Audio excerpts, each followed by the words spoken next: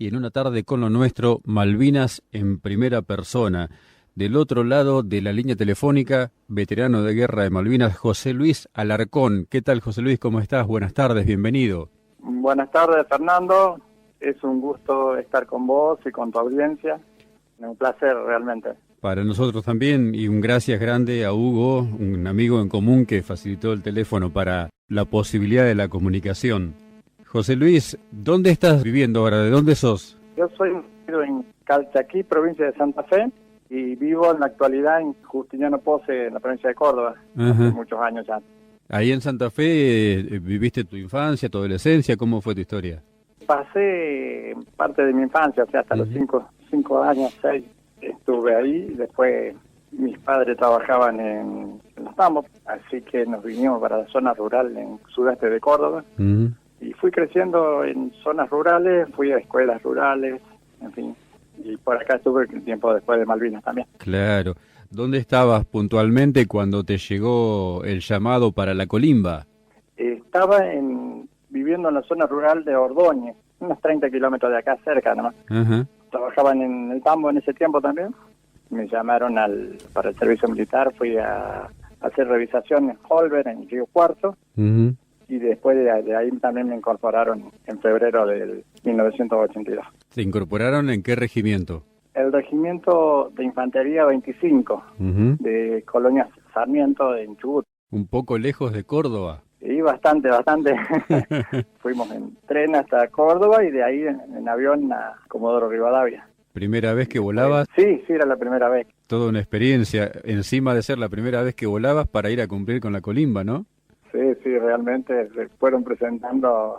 A partir de ahí se presentaron muchísimas situaciones que por supuesto, nunca había vivido, ¿no? Claro. Incorporado en febrero de 1982. ¿Eras clase? 1963. ¿Y tenías 19 ya cumplidos? No, 18. Recién había cumplido en diciembre. Yo cumplo el 25 de diciembre, así que en febrero estaba 2 meses estrenando los 18. Febrero hasta abril, 2 meses de instrucción en el 25, que no eran charla de cocina, como se dice habitualmente, ¿no? El regimiento 25 es uno de los que en esos tiempos especialmente tenía una instrucción muy exigente, ¿no?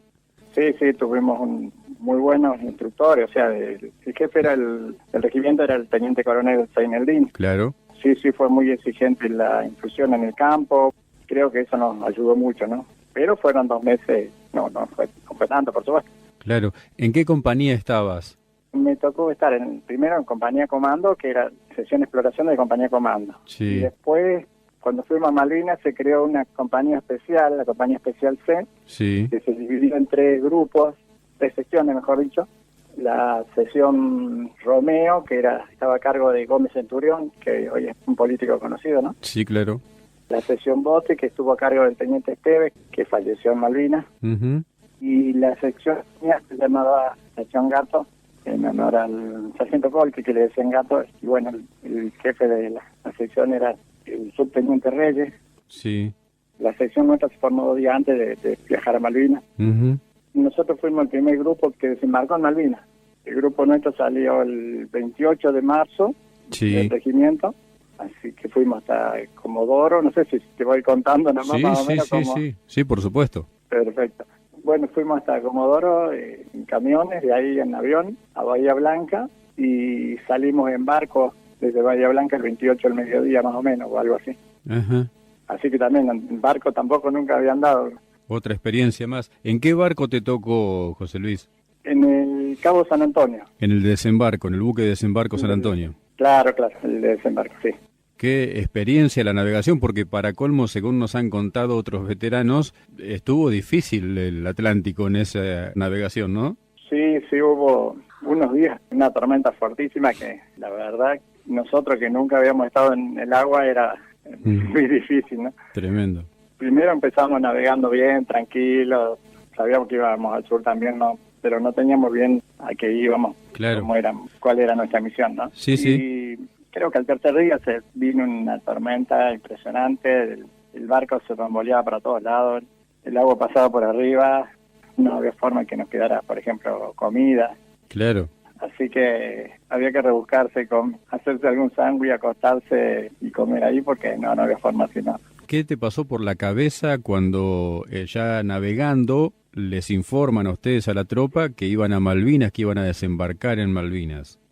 Nos iban diciendo más o menos cuál iba a ser la misión nuestra, de que primero íbamos a recuperar, o sea, nos iba a tocar la zona de la casa de gobierno. Eso era lo que más o menos nos comentaban, nos decían cómo íbamos a hacer, en fin. Pero no era bien claro, como decía, que íbamos a Malvinas. Y el primero de la tarde, ya estábamos en cercanía de Malvinas, ¿no? Cuando fue el almirante Busser que dio la arenga, sí. No sé si es reconocida, ¿no? Sí, sí. Sobre la misión que estábamos cumpliendo y bueno, que era un honor, un orgullo estar ahí en ese lugar y bueno, realmente lo sentíamos así. Me acuerdo que gritamos un viva la patria como, no sé, con todo el corazón, ¿no? ¿Cómo fue pasar del San Antonio a las islas? ¿Qué fue en los anfibios, en el caso de ustedes, en lanchas de desembarco? ¿Cómo fue? Claro, fue en lancha de desembarco, sí. En mi caso, junto a otros 10 compañeros, tuvimos que quedar, porque nosotros íbamos a bajar en un helicóptero que se dañó con la tormenta. Sí. Entonces hubo que desembarcar en los anfibios, digamos, las lanchas de desembarco, ¿no? Sí, sí. El BAO número 10 fue el que desembarcó mi grupo. Y bueno, yo desembarqué después ya una vez ya recuperada las islas. Así que me tocó una parte más tranquila, pero bueno. Al principio. Uno pensaba que ya estaba con esto, ¿no? Que fue un momento lindo de ver la bandera nuestra en Malvinas, de conocer aquel sur nuestro. En fin, pero fue el comienzo nomás. Fue el comienzo. ¿A partir de cuándo se empiezan a cambiar las cosas? ¿Cuándo cambian de posición? ¿Cuándo los designan a ustedes en otro lugar? ¿Cómo fue? Nosotros tuvimos una semana ahí en Puerto Argentino, en Muddy Brook, donde tenían los ingleses su cuartel. Sí. Y después nos trasladan a Pradera del Ganso, donde estaba la otra parte ya de la compañía C, digamos, la sección Bote y Romeo, ya estaban ahí en una escuelita que nos sirvió de alojamiento durante un tiempo y fuimos preparando nuestra defensa, empezamos a hacer pozos, en fin, preparándonos para lo que vendría, ¿no? ¿Cómo era la convivencia así entre ustedes? ¿Cómo se llevaban con sus superiores? ¿Había, poniéndole un título de esta época, buena onda o era todo muy demasiado exigente? No, creo que había buena onda, más allá de las exigencias, ¿no? Por supuesto, había que cumplir. Tuvimos buenos jefes, o yo lo sentí así por lo menos, que nos adiestraron, nos enseñaron a lo que nos íbamos a exponer y uno, sinceramente, pensábamos que se iba a arreglar todo por la paz y que no iba a llegar a la guerra, ¿no? Pero siempre nos tuvieron preparados como para que tuviéramos un conflicto bélico, ¿no? Entonces, tuvimos buena relación, eso es lo que creo. Tenemos hoy buena relación también. Eso es importante también, por supuesto, ni hablar. ¿Cuándo empiezan las acciones de combate para ustedes, José Luis? Las acciones comienzan el 1 de mayo. Estábamos, como decía, por ahí hacíamos guardia, pero dormíamos en la escuelita, en fin, todavía no había pasado nada. Y bueno, a las 4 de la mañana hubo una alerta roja, digamos, así que salimos cada uno a buscar su posición y habían atacado Puerto Argentino con aviones. Nosotros esperamos ahí y no pasaba nada, después fuimos a recorrer el pueblito, digamos, de Ganso, Pradera del Ganso, a hacer una recorrida al día al amanecer, cuando se había salido el sol, estábamos apostados contra unas rocas, digamos, ahí a la orilla del mar, y cerca había una pista de aviones nuestros, y ahí atacaron los aviones ingleses en esa mañana, así que fue algo muy muy fuerte para nosotros ver todo eso, oír, o sea, en fin, todo fue un infierno, ¿no? Porque las bombas, todo lo que caían, o sea, tiraron los aviones cuando pasaron, dejaron un desastre ahí en el momento, así que, bueno, ahí lamentablemente comprendimos que estábamos en guerra realmente, ¿no? Claro, qué momento tan particular, qué difícil poder contarlo, ponerlo en palabras, ¿no? Sí, seguro, sí, no es... Siempre cuesta expresar ese momento, ¿no? Y bueno, ahí lamentablemente se perdieron varias vidas de soldados argentinos, o sea, principalmente los que estaban en los aviones. Claro. Nosotros estábamos a cierta distancia, ¿no? Casi que no corrimos riesgo, pero estábamos viendo lo que pasaba, ¿no? Claro. Y bueno, a partir de ahí fue cotidiano el tema de los bombardeos, de la aviación, en fin. Así que ya nos fuimos acostumbrando lamentablemente a lo que teníamos enfrente, ¿no? Seguro. Nos contaba alguna vez el teniente Esteban que tenían la precaución de sacarlos de las carpas cuando había alerta para protegerles la vida y ponerlos a resguardo a los soldados. Claro, claro, sí, sí. Bueno, el teniente Esteban yo no lo nombré, pero era el jefe de la compañía, ¿no? Claro. Y me estaba a cargo también, muy buen jefe. Sí. Así que bueno, hasta el 15 de mayo estuvimos ahí y nos trasladaron después a la zona de San Carlos en helicóptero. Ajá. Estuvimos después en el desembarco inglés, que fue el 21 de mayo. ¿Ustedes fueron los que tuvieron el primer contacto con los barcos en ese caso? Claro, claro. Justamente nos dividimos, se había formado un equipo de combate que se llamó Equipo de Combate Güemes, con gente del Regimiento 12 y de la sección Gato del 25, ¿no? Uh-huh. Y una parte se quedó en San Carlos y la otra parte nos turnábamos, digamos, para ir a custodiar lo que era la altura 234. Sí. Unos 14, 15 kilómetros adelante, que lo hacíamos caminando, ¿no? Uh-huh. Y bueno, a mí me tocó estar en la altura 234 cuando el 21 de mayo, cuando llegaron los ingleses en la noche, digamos, ¿no? Debe haber sido impactante ver los buques ingleses, ¿no?, entrando a San Carlos, porque el despliegue fue impresionante. Y nosotros en la noche, digamos, empezamos a sentir el bombardeo, ¿no? ¿Mm? En la oscuridad, en el medio del campo, no sabíamos bien qué pasaba. Claro. Hasta que nos empezaron a caer las bombas bastante cerca y nos cayó una realmente cerca de nuestro lugar de guardia.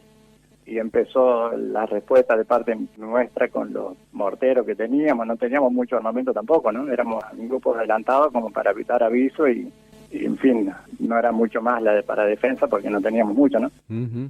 Y el resto sí estaba un poco más preparado atrás, que después ellos le derribaron 3 helicópteros con fuego reunido de fusil. Eso fue precisamente lo que nos contó el teniente Esteban hace poquito tiempo atrás, sí. Claro, claro. Sí, ellos pudieron replegarse después y volvieron a combatir en Pradera del Ganso. Claro, digamos, ¿no? claro.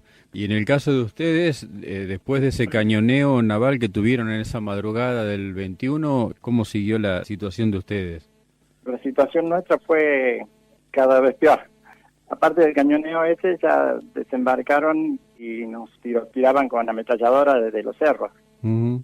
Así que esa noche hubo heridos del 12 y nosotros, o sea, tuvimos suerte, pero nos picaban las balas ahí al lado, como quien dice, ¿no? Y sí, sí. tratamos de defender el lugar como podíamos, pero era en mayoría. Y bueno, cuando amaneció nos pudimos escabullir ver el desembarco de los ingleses ahí. Trepamos al cerro y vimos, y la verdad que era increíble la cantidad de barcos, helicópteros, gente que iba y venía, o sea, los lanchones de desembarco. Y nosotros éramos un grupo muy reducido, éramos 12 del 25 más otros 10 o 12, algo así, del regimiento 12 precisamente, ¿no? Y bueno, quisimos replegarnos, o sea, de día, ¿no? Y eso nos vieron nuevamente, nos volvieron a ametrallar desde el cerro. Las balas nos pichaban al lado de la cabeza realmente. Tratamos de dar aviso a nuestras tropas, por supuesto, todo lo que se pudo hacer, de defender el lugar, pero era imposible. Sí. Quisimos replegarnos y también era algo muy muy complicado, porque nos ametrallaban desde los cerros los ingleses. Ahí hubo otros heridos del 12. Creo que fueron 2, 3, total o algo así, o 4. Recuerdo que tratamos de ayudar a uno que había quedado herido atrás nuestro con un compañero y nos volvimos a ayudarlo, pero cuando nos volvieron a disparar con ráfaga de ametralladora tuvimos que dejarlo. Y bueno, seguimos avanzando prácticamente hacia donde estaban ellos, ¿no? Ellos estaban desde la altura y nosotros íbamos por abajo. Era como que hacían puntería prácticamente con nosotros, ¿no? Claro. Las balas picaban al lado de la cabeza y... Tremendo. Sí, realmente era tremendo. Y bueno, y después el grupo del 12 con los heridos que tenía se quedaron en un lugar, porque los ingleses nos gritaban se rinden, nos gritaban en castellano.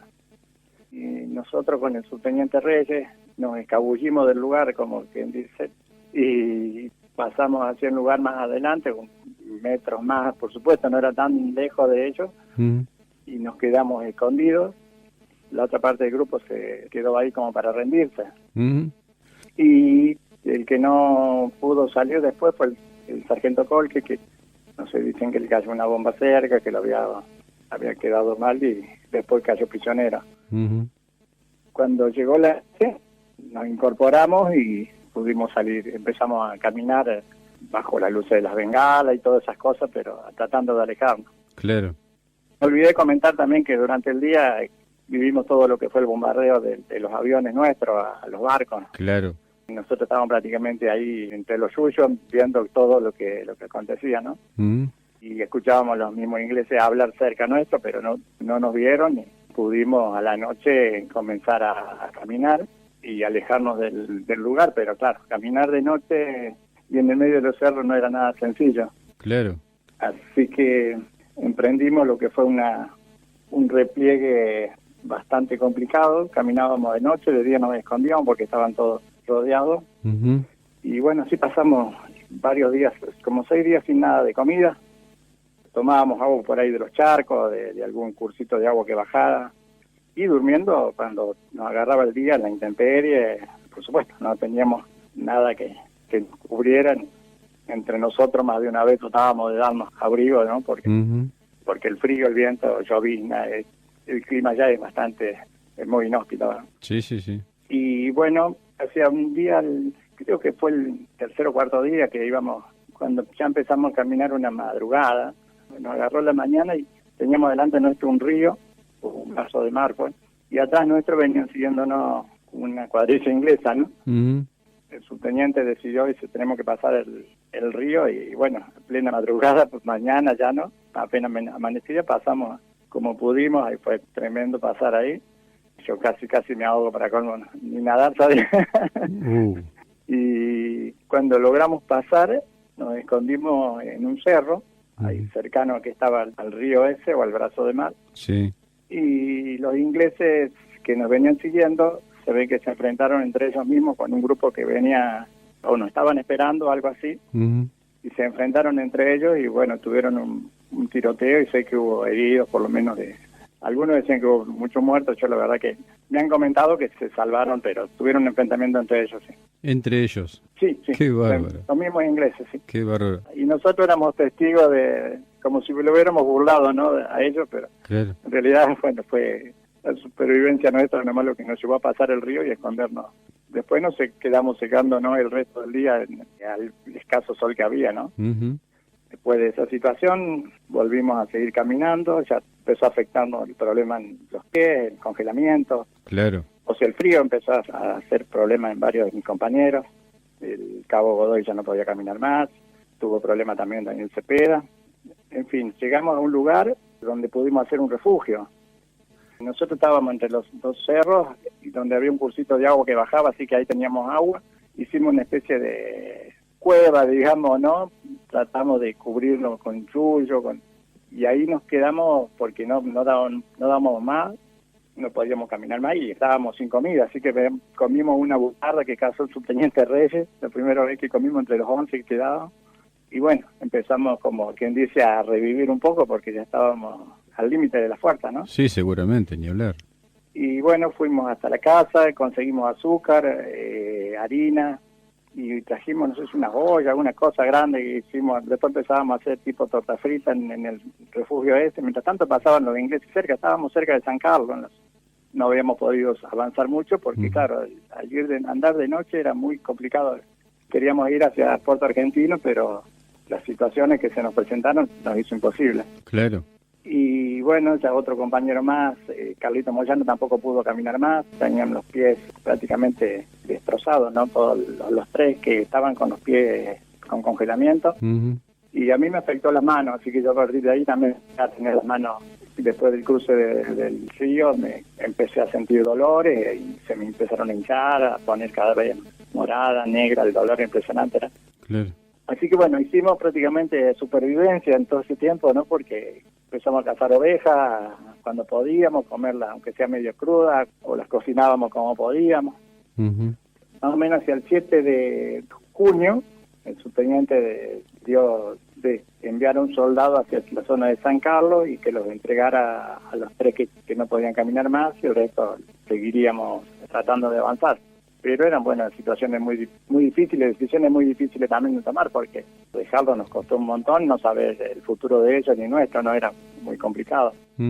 Así que fue así, les dejamos comida, un poco habíamos carneado una oveja y les dejamos a ellos, y era triste dejarlo porque no sabíamos, como decía, el futuro de ellos ni nuestro, ¿no?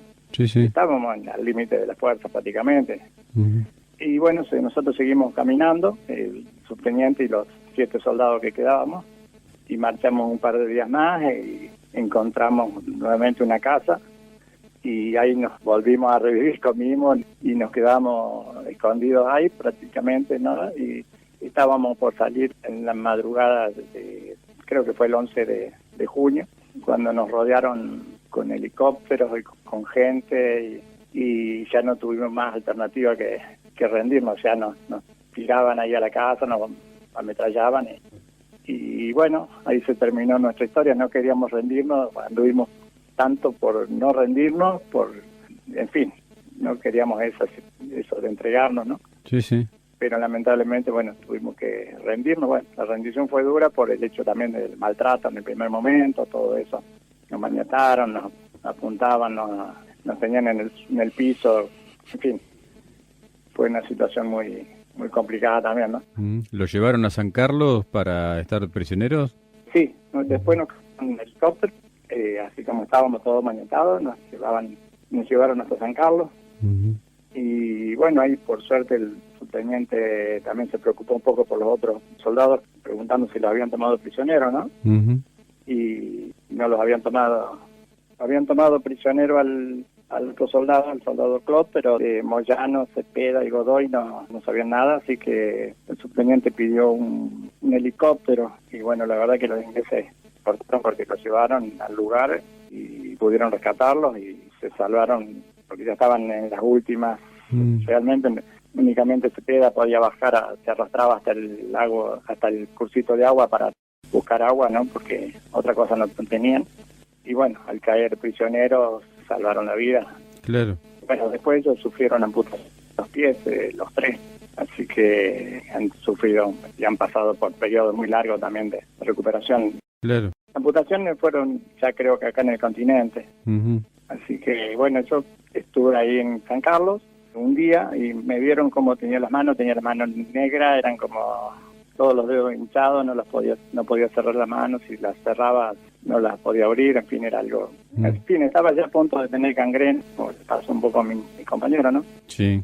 Y me cargaron un helicóptero y me llevaron al buque Uganda, uh-huh. El buque hospital de inglés. Sí. Y así que ahí me dieron los primeros auxilios, me atendieron, sí, realmente muy bien.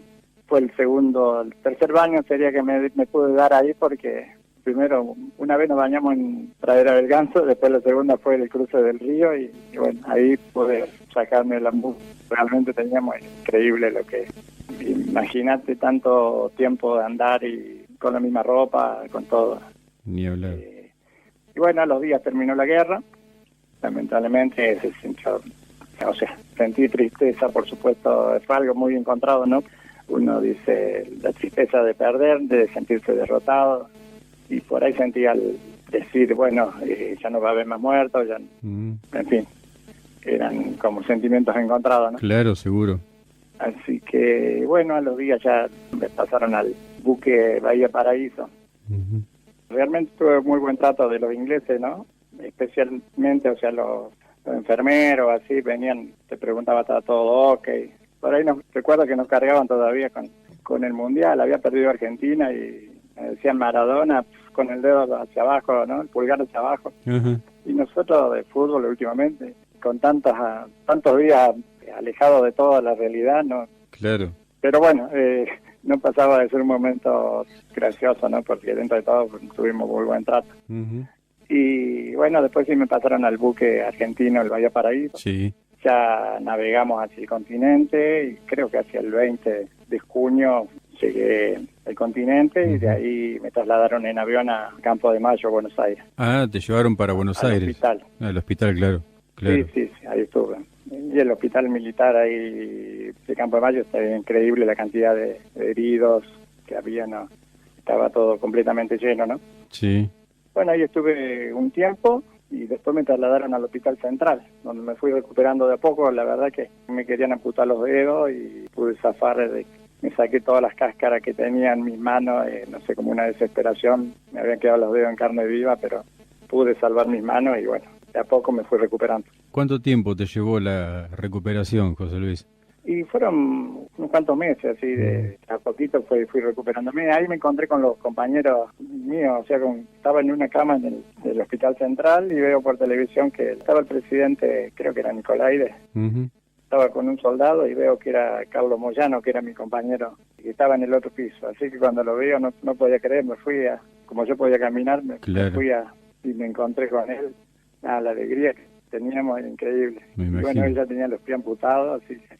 Y me acordaba que en Malvinas yo tenía las manos todas lastimadas, pero por ahí le hacía fricción en sus pies para que tuviera circulación y bueno, esas cosas, es decir, al fin nos reencontramos en una situación que ya había pasado todo, pero bueno, para ellos fue muy duro también el recuperarse porque les llevó años, inclusive aún hoy andan con sus prótesis, sus cosas que son complicadas, ¿no? Sí, claro. Pero en fin, lo han tomado los tres con mucha fuerza, con mucho valor, y uno los ve y son hombres felices, como quien dice, ¿no? Claro. José Luis, y bueno, definitivamente después de tu internación allí en el hospital, tuviste que volver al regimiento, te fuiste para Córdoba, ¿cómo siguió la historia? ¿Hubo algún momento en que le informaron que estaban de baja, la devolución del documento? ¿Cómo fue? Primero me dieron, cuando estuve más recuperado, me dieron un permiso para venir a Córdoba, a mi casa. Ajá. Yo en ese tiempo había recibido la visita de mi mamá, ya cuando pude avisar que ellos estaban en el campo, pude avisar al campo y fue mi mamá y una hermana. Sí.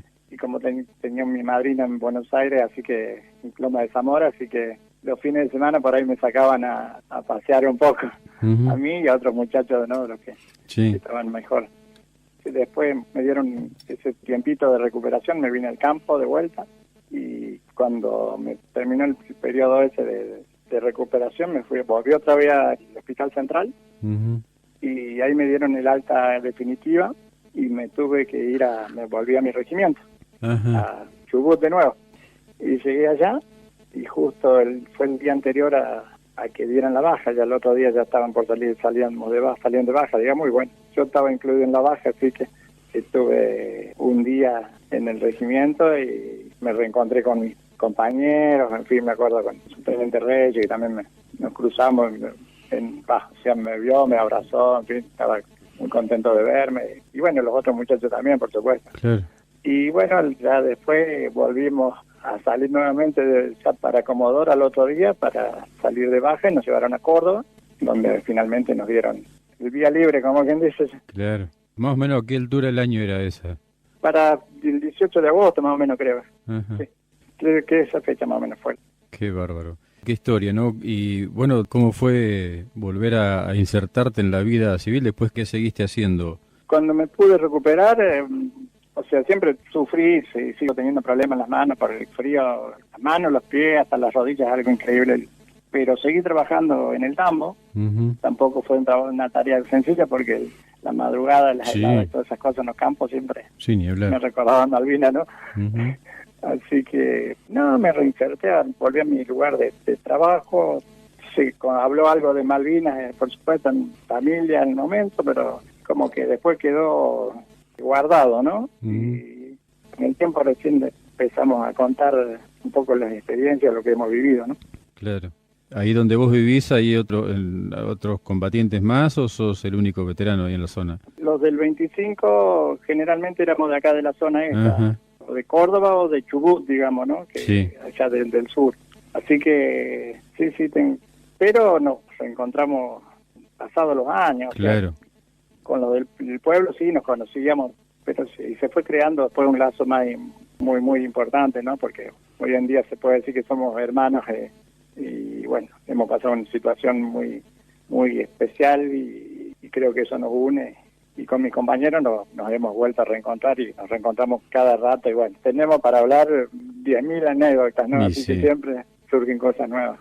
Y bueno, después con el tiempo nos has contado cuando hacíamos el contacto con vos, volcándote a una forma especial de contar tus vivencias. ¿Querés contarle a los oyentes, José Luis? A mí siempre me gustó escribir, siempre escribía algunas poesías así desde adolescente, ¿no? Y bueno, con los años fui acentuando eso. La verdad que me ha ayudado mucho, porque me ha ayudado a vivir, como quien dice, ¿no? Porque pude empezar a contar un poco lo de Malvinas. Así que bueno, escribí un libro que se llama Sección Gato Rey 25, donde cuento más o menos todo esto que estuve relatando, algunas cosas que por ahí se me han escapado ahora, pero bueno, yo lo hice un poco para mi hijo, ¿no? Para dejarle un recuerdo, o sea, de lo que uno había vivido. Y bueno, después tuvo forma de libro y realmente lo ha recibido muy bien la gente y mis compañeros también, así que bueno, también escribo poesía, escribo libros, tengo varios libros ya editados, así que bueno, eso me ha ayudado mucho y lo que hago actualmente, llevar Malvinas un poco con la poesía, con lo que hago y en fin, también le canto un poco a lo que es la vida, a la familia. Claro. Reencuentros con los veteranos, sí, ahí en Córdoba y en el regimiento también, José Luis. Sí. Volví en el 2011, creo que la primera vez que volví al regimiento. Increíble, la verdad.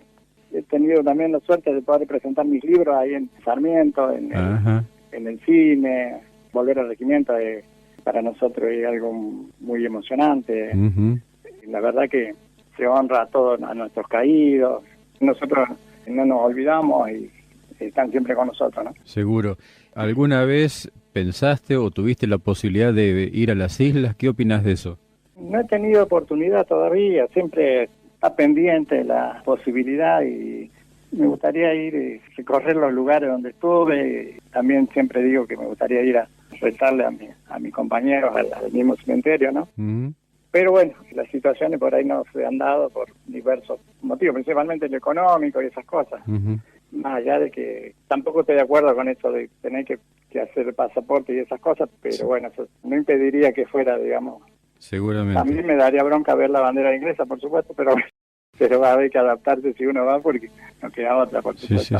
Sí, Ojalá que algún día recuperemos Malvinas mediante la paz, ¿no? Por supuesto, la palabra, porque eso sería lo ideal y sabemos que nos pertenecen, pero no es fácil de recuperarlas. José Luis Alarcón, veterano de guerra de Malvinas, del Regimiento de Infantería 25, de la sección Gato, puntualmente. Yo quiero agradecerte muchísimo por estos minutos que nos has entregado de tu vida en esta tarde para nuestro programa aquí en Las Flores, en el centro de la provincia de Buenos Aires. Expresarte nuestro reconocimiento, enorme reconocimiento por tus vivencias, por lo que has hecho, por lo que te ha tocado pasar. Te hacemos llegar un fuerte abrazo y lo que quieras agregar en el final, José. Bueno, muchísimas gracias, Fernando, por esta nota, por este espacio. Si es posible, puedo dejar una poesía como para despedirme. Sí, por supuesto, con mucho gusto. A los héroes de Malvinas. Que perdure la memoria como una llama votiva, que se narre cada historia con emoción encendida, que a pesar de los tiempos, el sentimiento perviva en honor de aquellos héroes, de los héroes de Malvinas. Es el mejor homenaje que hacerle se podría a ellos que por la patria han ofrendado sus vidas, y a todos nuestros soldados que con tanta valentía defendieron el amado suelo de nuestra Argentina, sobre la turba irredenta de nuestras islas cautivas. Allí hacen guardia eterna, cada noche, cada día. Una oración en sus nombres, a su memoria y hombría, quiero dejar por los héroes de Malvinas.